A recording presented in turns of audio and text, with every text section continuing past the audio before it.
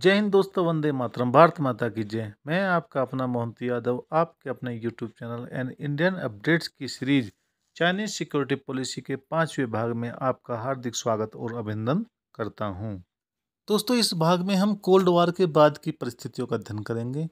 Cold war से पहले 1970 के दशक में दुनिया में दो बड़ी ताकतें रशिया और अमेरिका को माना जाता था, लेकिन चाइना भी एक इम्पोर्टेंट ताकत के रूप में उस समय था। लेकिन जैसे ही कोल्ड वार निपटा और रशिया के टुकड़े हुए या सोवियत के टुकड़े हुए, उसके बाद सोवियत की पावर एकदम से ख़त्म हो गई। सोवियत की आर्मी पूरी तरह से डिमोरलाइज हो चुकी थी, उसके पास फंड नहीं थे और उसकी इकोनॉमिक कंडीशन भी ऐसी थी कि वो अपनी सेना को ही पेमेंट करने की हालत में नहीं था। उस समय अमेरिका दुनिया में अकेले सुपर पावर ग्रुप में उभरा और चाइना को एशिया या बोले ईस्ट एशिया और साउथ ईस्ट एशिया में खुला मैदान मिल गया। सोवियत के बिखरने का रीजनल रूप से सबसे बड़ा फायदा चाइना को हुआ, क्योंकि चाइना एशिया में एक वेल एस्टैब्लिश्ड प्रमुख सुपर पावर के रूप में उभर कर सामने आया। और जिन हिस्सों पर सोवियत के बिखरने से पहले सोवियत का प्रभाव था, वहाँ अचानक से चाइना को खुला मैदान मिल गया और चाइना सुपर पावर के रूप में उभर कर सामने आया। सभी रशियन प्रभाव वाले इलाकों पर अब चाइनीज प्रभाव बढ़ गया या बढ़ने लगा। उन इलाकों में मुख्य रूप से नॉर्थ कोरिया और वियतनाम थे, जो कि पहले रशिया के प्रभाव में थे, लेकिन बदली हुई परिस्थिति में पावर शिफ्ट के चलते वो सब चाइना के एलाय बन गए। कोल्ड वॉर के बाद ईस्ट एशिया दो हिस्सों में बढ़ चुका था। जहां जमीन पर चाइना का जबरदस्त प्रभाव था, वहीं समुद्र में अभी भी अमेरिका प्रभावी था।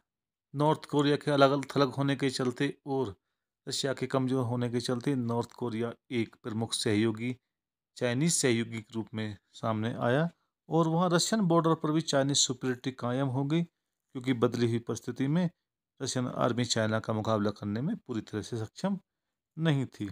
इसी तरह रशिया से अलग हुए देश जैसे तजाकिस्तान, किर्गिस्तान, कजाकिस्तान का भी इकोनॉमिक और सैनिक कंडीशन कोई खास अच्छी नहीं थी और वो भी सीधे सीधे चाइना के प्रभाव में आ गए और उनका बॉर्डर भी चाइना से मिलता था। साउथ ईस्ट एशिया में भी चाइना प्रभावित था और बर्मा, जो सेकेंड वर्ल्ड वॉर के समय से ही उसका सहयोगी था, और थाईलैंड भी 1975 में उसके साथ आ गया था।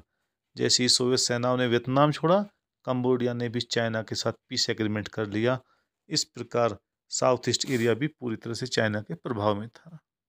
दोस्तों, इस तरह से देख रहे हो कि चाइना को बगैर कुछ करे बैठे बिठाए सिर्फ सोवियत के वार हारने के चलते या कोल्ड वॉर हारने के चलते सब कुछ बैठे बिठाए मिल गया और पूरे ईस्ट एशिया और साउथ ईस्ट एशिया पूरी तरह से चाइना की गिरफ्त में आ चुका था और सुपर पावर बनने के तब चाइना अपने कदम बढ़ा चुका था। 1991 तक चाइना पूरे मेनलैंड ईस्ट एशिया में अपना डोमिनेंस स्थापित कर चुका था, लेकिन साउथ कोरिया अभी एक एक्सेप्शन था जो अभी भी अमेरिका के साथ था। लेकिन यहाँ भी चीज़ें बदल रही थी और पूरी तरह से स्पष्ट नहीं थी। अमेरिका के साउथ कोरिया में अभी भी बेस थे और इसके चलते वह प्रमुख स्ट्रेटेजिक पार्टनर था। लेकिन 1990 के मध्य से ही साउथ कोरिया और चाइना के रिश्ते बदलने लगे थे और दोनों विभिन्न तरह की पार्टनरशिप करने लगे थे। और इस पार्टनरशिप का रिजल्ट यह आया कि 1997 तक साउथ कोरिया का तीसरा लार्जेस्ट एक्सपोर्ट मार्केट चाइना था और साउथ कोरिया का डायरेक्ट फॉरेन इन्वेस्टमेंट का सबसे बड़ा मार्केट चाइना था। लेकिन यूएस अभी भी ईस्ट एशिया के समुद्र में अपनी डोमिनेंस बनाए हुए था। 1975 में थाईलैंड में और 1991 में फिलीपींस से उसने अपने बेस विड्रॉ कर लिए थे। लेकिन इसका मतलब यह नहीं था कि यूएस की नवल पावर कमज़ोर हो गई थी, क्योंकि ईस्ट एशिया में बहुत सारे देशों की गरीबी के चलते वो देश अपने यहाँ पर एयर और नवल फैसिलिटीज़ मेंटेन नहीं कर सके थे ना ही बना सके थे। इसके लिए वॉशिंगटन ने प्रमुख रूप से सिंगापुर, मलेशिया, इंडोनेशिया और ब्रुनोई से समझौते किए, जिसके चलते उसकी नवल पावर कभी भी ईस्ट एशिया में कमज़ोर नहीं पड़ी थी।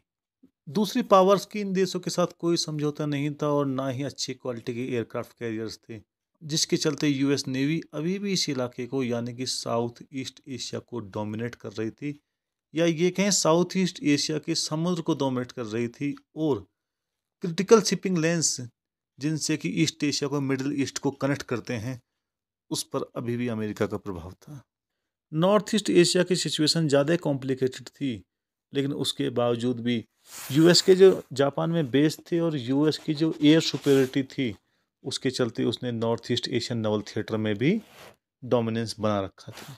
और अभी भी चाइना अमेरिका के सामने करने की हालत में नहीं था, और अमेरिका अपनी नेवी और अपनी एयरफोर्स की ताकत के दम पर East China Sea of Japan के ऊपर प्रभाव बनाए हुए था, और जिसके चलते यूएस की एयर सुपरियरिटी अमेरिका की नेवी को पूरे नॉर्थ ईस्ट एशिया में भी सुपरियरिटी देती थी। लेकिन इन सब के बीच में दोस्तों, बेशक रशिया युद्ध हार गया था, रशिया के कई हिस्से अलग हो गए थे और रशियन आर्मी का पूरी तरह से मोरल डाउन हुआ था, लेकिन रशिया ने अपने राष्ट्रवाद को कभी भी नहीं छोड़ा था और वह एक बार फिर सुपर पावर बनने की तरफ अंगड़ाई लेना शुरू करने वाला था, और आने वाले वर्षों में एक बार फिर विश्व शक्ति के रूप में उभर कर सामने आने वाला था। रशिया ने कभी भी अपने पूर्वी हिस्से पर ध्यान नहीं दिया था, और उसका बहुत बड़ा कारण था वहाँ की अत्यधिक ठंड और बैरन रशियन लैंड, जहाँ पे कुछ भी पैदा नहीं होता था, और उसको मेंटेन करने के लिए बहुत ज़्यादा मैन पावर और नेचुरल रिसोर्सेज की कमी थी। उस इलाके की लोगों को मेंटेन करने के लिए भी फॉरेन सप्लाईज पर बहुत ज़्यादा डिपेंड होना पड़ता था।